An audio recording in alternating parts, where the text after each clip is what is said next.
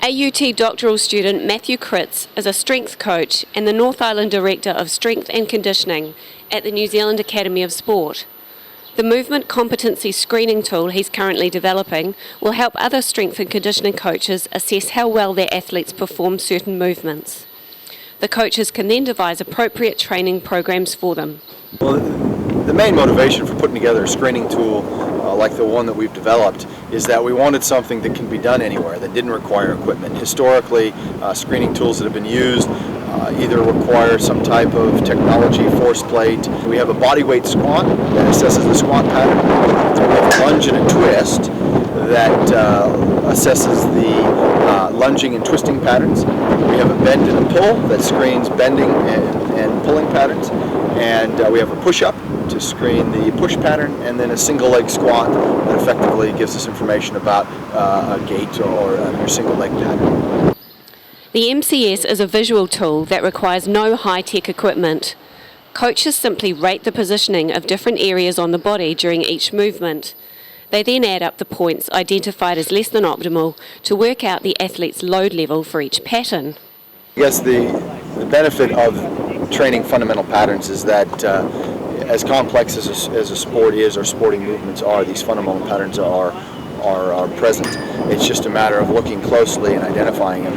And the idea is screening those fundamental patterns and getting an idea of how the athlete would perform those, and then loading those patterns accordingly is a safer way of training them. I think too often strength coaches are pressured to feel like they have to duplicate what's going on in the sport in the weight room and load that in the exact manner. Matt Kritz has worked with thousands of US and New Zealand athletes at various levels.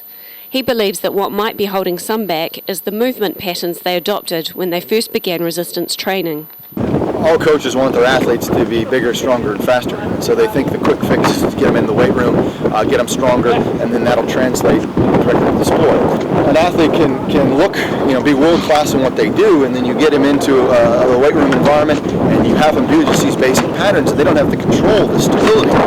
In their sport, there's nothing that's regulating that. In 2008, Matt Kritz began surveying strength and conditioning coaches, physiotherapists and biomechanics professionals about the movements, exercises and measuring criteria for each of the 5 basic patterns.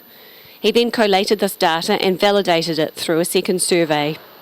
The reliability and consistency studies will be followed by practical studies to see how the tool influences professional practice. Coaches are very much focused on exercises and doing an exercise and the technique that is relevant to that exercise, rather than looking at things from a pattern perspective.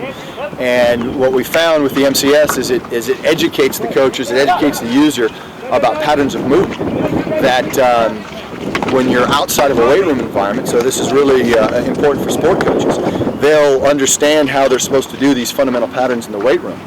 Then they get out on the squash court, and there's a lunge involved, and a lunge and a twist involved, and they see that the athlete's now using a strategy that isn't optimal to put them, to hit the ball the hardest or do whatever it is. And because they are aware of it in the weight room, they now are able to bring that back into the sport and address some of the movement issues in the sport, which then save the athlete in the long term.